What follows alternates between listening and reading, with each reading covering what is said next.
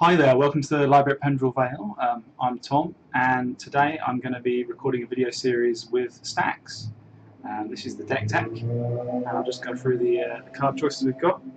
Firstly, thanks to Pete for lending me some of the cards for this, and quick shout out to Chrome in the Mox and Rich Shea for putting some work in on this deck. It's mostly Chrome in the Mox's list, but Rich and I have done a little bit of work to change it around. Anyway, here we go. So, Stax deck traditionally runs Smokestack to destroy all of our opponent's permanents. Everything else in our deck is a permanent, so that we can always trade one for one. Whatever we draw, we can use to keep our Smokestack surviving. If we play early or we have a permanent advantage, we can keep cycling through things while our opponent, they draw a brainstorm. That's not actually going to give them anything they need to discard, or sacrifice. I suppose the most important part of the deck is the sphere effects to start with. So we have 4 Chalice of the Void, which can lock out most decks in Legacy. If we're lucky, we get it down on turn 1 or turn 2. We can put it on 0 against Storm opponents, and we can put it on 1 against almost every other deck in the format, other than the opposing lockout decks, Blood Moon, Stompy, Eldrazi, things like that. We run Sphere of Resistance because we have enough soul lands to overpower this. Also, turn 1, this is great, and it's really good against Storm and things like that. And you'll see it in the sideboards of lands decks. Anything with a mana advantage can run this, and we're fine. So the last piece of the kind of taxing and lockout aspect is the Lodestone Golem.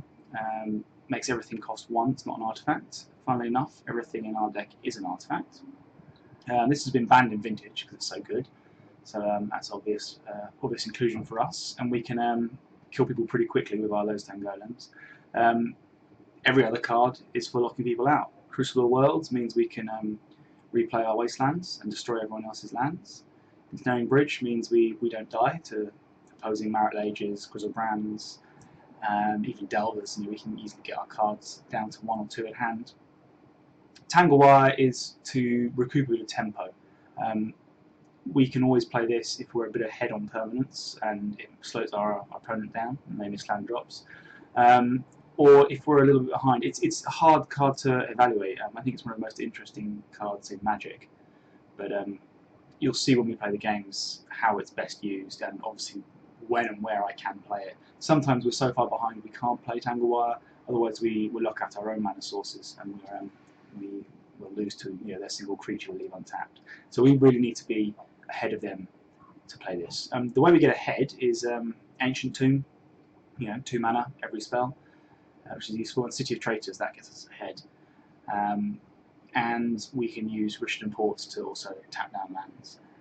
The win condition really is to have an Ensnaring Bridge or a Smokestack, either kill all their permanents and attack with Lodestone Golem, or use our Mutavaults and Mishra's Factories to attack through.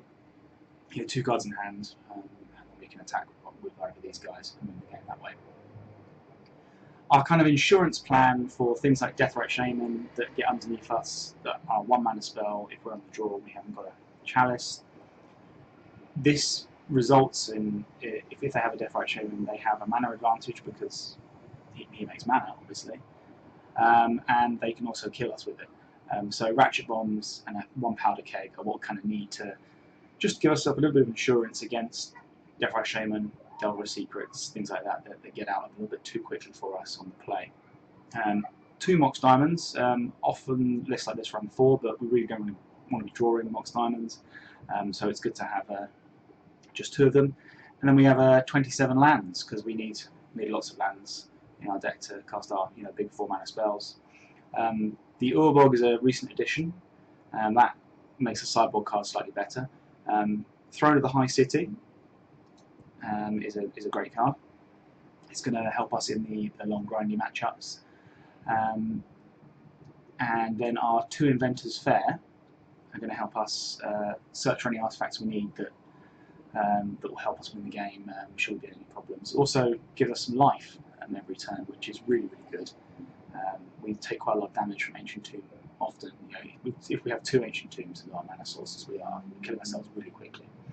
The final card is Drowning Yard Temple, which has a couple good inclusions. First one is with Mox Diamond, so we can use Mox Diamond, discard Drowning Yard Temple, and we can get it back for 3 mana. The second thing I've been noticing that's great with Drowning Yard is we can have a smokestack on 1, and obviously with a Crucible or something like that, we can, or just drawing permanents, we can keep it on 1 quite happily. However, if you put it up to 2, we often start killing our own stuff. But with Drowning Yard, you can float a mana. Come up there, we are. You can float a mana, and then use that mana and another 2 to return it in the upkeep once you've sacrificed it to smokestack, which is great. So it's pretty self-explanatory, the deck. Play sphere effects, kill things that are 1 mana that we really need to kill, lock people out with Crucible, Snaring Bridge, Smokestack, Chalices, more sphere effects, and Tangle Wires so we don't get beaten down by an angry Tarmogoyf too quickly. And the mana base just supports what we're trying to do. The Urborg, is to help us run these Leyline of the Voids. This used to be the Grasping Sands, put 1/1 counters on stuff, and I didn't find that was very good. It kills Young Pyromancer and Dark Confidant, and that's really about it. You have to have a Crucible and play it twice to really do anything useful. I mean, the -1/-1 counter is good because we can use it again next turn. We don't have to play it twice in 1 turn, but it just wasn't really good enough. I think the Urborg, when it gives us a little bit of advantage to not shoot ourselves for 2 every time we're Ancient Tomb, and we can often cast the Leyline of the Void if it's all gone a bit wrong against the graveyard decks. So this is the main difference you'll see in the sideboard, as opposed to Chrome in the Mox's list, the one with 5-0. So we've put in 4 lane lines because we were playing a couple of games against aggro Loam, and it is just an abominable matchup. They are better at destroying our mana than we can destroy theirs, because they have the 4 wastelands to start with, 4 knights to search up wastelands, and 2 loams as well. So that just wrecks us.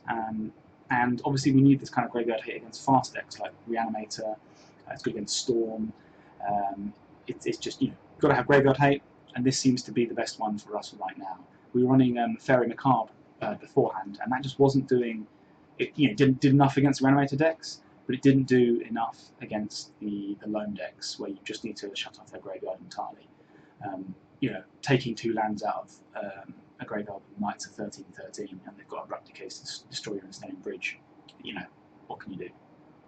So, on the subject of Storm, we've got 2 more Thorns to help us in that matchup.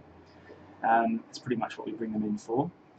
Thought-Knot Seer is when we need a beater, and we also need a Thoughtseize on top of that. It kind of comes in quite often in the matchups where we've got a lot of things to cut. So it's a good kind of catch-all inclusion. I've also been bringing it in things like Reanimator. The black-red Reanimator runs is it something Gambit, the red card. That's just fine. I'll find it later. Where it says it's 2 mana, and the person, they both reveal cards from their hands, creature cards if possible, and the one with the lowest converted mana cost gets to put those on the battlefield. Obviously, they bring that in against us because we only have these 4 creatures, so they're more likely to have Griselbrand in hand at that point. So Thought-Knot Seer is kind of good there, adds to the creature count. The Warping Whales are for death rights and other things we need to kill. Now, as opposed to the land, a Warping Whale will kill a death right. We also kill plenty of other things we need killing. And it's got the added text of countering a sorcery and making a permanent. So we always need things that make permanents to make our smokestack work. We've got the Force Ensnaring Bridge, which is good for Marit Lage decks, Eldrazi decks, big aggressive decks essentially. The Revokers, bring them in against Deathrite Shaman, bring them in against Jace, bring them in against things we need to turn off. The Zuron Orb is there for when we run into that one-off burn player, and the Tabernacle is there for people who are running lots of tokens and lots more creatures than us. Smokestack is not good against the Pyromancer. So Tabernacle is pretty good there. Right, I think that's pretty much self-explanatory. See you for round one. Bye.